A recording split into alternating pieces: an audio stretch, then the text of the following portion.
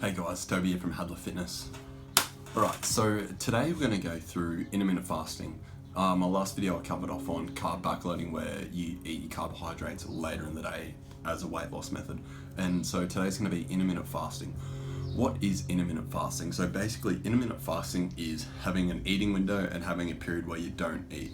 So first off, this isn't for everyone. This is only for certain people that can go periods without eating and eat a lot of food in a certain amount of time. So first off, I'm just going to cover off on one method because there's lots of methods for intermittent fasting, but this one I've personally done myself and I've had a lot of my clients do, which works very well for weight loss in cooperation with doing exercise, weight training and cardio. So it involves an eating window of 8 hours and a fasting window of 16 hours. So an example would be breaking your fast. So you break your fast, which I mean by you start eating say midday and you stop eating at 8 o'clock at night. So what I mean by that is you'll break your fast at 12 or 2 p.m. and you'll eat until 8 or 10 p.m. and then you'll fast 14 to 16 hours after that, and you'll do that the following day.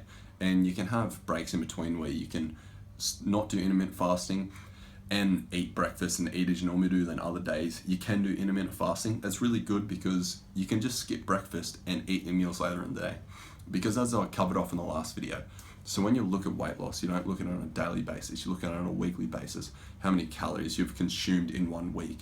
Because you don't gain weight overnight, you gain weight over a period of eating the calorie surplus for a substantial amount of time. What I've done and what my clients have done, basically, so say you get up at 6 a.m, you'll fast till lunchtime, you won't eat anything, you can have black coffee or tea, but it has to be like nothing less than 5 calories, maybe a splash of milk, but other than that, you don't eat during that period. So there's lots of health benefits to intermittent fasting. So mental clarity in the morning, you don't feel weighed down by digesting food, you'll burn fat, you'll metabolize fat, because obviously when you fast for 14 to 16 hours, your body goes into ketosis, where you have nothing really left in regards to glycogen in and around your body to supplement for energy. So your body metabolizes fat and uses that for energy. The idea behind it is you're going to eat less during that time, though there are some pros and cons. Basically the pros are you have a time specific place where you can eat and when you can't eat, so you have a routine. The cons is when you fall off the bandwagon is when you binge eat and when you're just eating rubbish, because there is a point where you become like really hungry, and this is where people fall off the bandwagon, where they just get really hungry and then they'll just go straight for fast food like Macca's, KFC, Hungry Jack's, instead of having like prepared meals. So basically what I tell people to do, so when they're doing the 8 to 10 hour eating window and the 14 to 16 hour fast, so basically you'll break your fast with fruit, and then you'll do the carb backloading as well, where you'll eat your carbohydrates later in the day, which makes up roughly 50% of your diet. So you'll just have protein and really fat. So you might have like so your first meal would be maybe an apple and a banana, and then you might have say chicken breast, like a little bit of rice and salad, or chicken and a salad, or it really doesn't matter what you have, as long as whatever your goal is, you're meeting that. So if you're trying to lose weight, as long as the calories that you eat in that eating window is below your maintenance calories, you're going to lose weight. Or if you eat at your maintenance calories, you're going to maintain, or if you eat above that, you're going to gain weight. So whether you're trying to bulk or cut, you just vary how many calories you consume during that window to meet your goal. So with intermittent fasting, it's just a method. It's not the end all and be all to health and fitness. Some people can't do it because they're insulin sensitive, and some people like to eat 3 to 6 meals a day. I personally can run off 2 to 3 big meals because I like to eat bigger meals and feel full. Some people like to eat smaller meals and they don't like the feeling of the food hangover in regards to eating a big meal and then feeling tired after that. But I like to say train on an empty stomach, fasted during that before 12 o'clock, like lunchtime, and then I'll have a big meal and then feel satisfied, and then that will get me through the rest of the day. As well as with that eating window, you can eat bigger meals and still be in a calorie deficit. So you could have for example, say my daily intake's 3,000 calories, I could have 2 big meals at roughly 1500 calories and still be at my maintenance caloric intake and not gain weight. This is a really good method, but as I said, it's not for everyone, and you don't have to do it every single day. The beauty of it is when you understand nutrition and you understand your macros in regards to your proteins, fats, and carbohydrates, and nutrient timing doesn't matter. It's based on your daily intake, and then you verse that against your weekly intake. So Monday, Tuesday, you could do intermittent fasting, don't eat till lunchtime, or Wednesday, you could have breakfast. You could have a day where you have where you're eating a calorie surplus, and then the following day after that you don't. So in regards to like someone that's an advanced trainer, they'll basically say they're just trying to maintain their weight but still build lean muscle.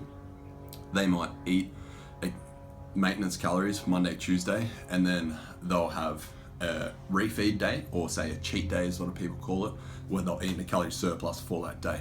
But that calorie surplus that they're eating, say, might be an extra 500 to 1,000 calories on top of what they normally eat. That will just add as energy and refuel the energy that they've burned from training and replenish glycogen stores and loads of other like cool things, but that's not for this video. If you really want to study up on this, Lyle McDonald does a really good book. So he does Rapid Fat Loss, where he talks about nutrient timings really doesn't matter for the average person. So just clarifying some fat loss myths. It doesn't matter what time you eat. It doesn't matter on nutrient timing. It doesn't matter if you eat carbs before you go to bed, you're not going to get fat. As long as you're eating at maintenance calories, you'll maintain weight. If you're eating a deficit, you're going to lose weight. If you're eating a calorie surplus, you're going to gain weight. There's no way around this, because each bit of food has an amount of energy and how your body absorbs that. But everyone is different. Everyone metabolizes food in different ways. Like some people work really well with carbohydrates, so different body types take in different nutrients better. So myself being an ectomorph, mesomorph type body type, I work really well with carbohydrates, and that supplements my training. But someone that might be a shorter build might work better with a higher fats and lower protein intake and moderate carbs. So macros change for everyone. It's like everything. It's a ball game. Everything's a ballpark figure. Nothing is absolute. It's trial and error. So you just have to find what works for you. So I'm just saying, if you skip breakfast and do intermittent fasting, you're not gonna die. You're not gonna gain weight from eating a big meal at lunch. Everything's based off your daily intake, and then an accumulation of that on your weekly intake based on your needs. What are your maintenance needs? So intermittent fasting, so basically what I would do, say it's a fresh Monday, I'm starting out, so I'm going to skip breakfast, I'm going to break my fast at lunchtime. My first meal is going to be, say, an apple and a banana, and then I'm going to have, say, at 1 p.m, I'm going to have some chicken and salad, and say the accumulation of all those foods adds up to like 1,000 calories after I've had lunch and a snack. And say my maintenance calories is 3,000, I've still got 2,000 calories to play with in that eating window. So basically I could push through to dinner and have a massive dinner. I could have, say, a 300-gram steak, like 2 handfuls of potatoes or rice, which could be anywhere from 150 to 300 grams of potatoes or rice, and then a massive serving of veggies. And as long as I don't go over that 3,000, I'm not going to gain weight. And if I eat under that 3,000, I'm going to lose weight. So basically everything's a ballpark figure. As long as you understand what your maintenance calories are and you shoot for that, whether you want to gain weight, you'll eat above it. If you want to lose weight, you'll eat below it. So that's how you base intermittent fasting off it. Like I said, it's not for everyone. Some people really like to eat breakfast, like that's what they feel starts the day best for them. I personally don't work well with eating breakfast, because I like to train in that morning period to lunchtime. So I feel way down if I have breakfast, but if I'm going to have breakfast, I'll have a little bit of fruit. I'll just have an apple and maybe a black coffee. Thanks for watching, guys. I hope I covered off on intermittent fasting. So basically you have an eating window 8 to 10 hours and a fasting window of 14 to 16. It can help with weight loss and like weekend leisure. So you don't eat much during the day and you eat majority food at night if you're going out with friends and family.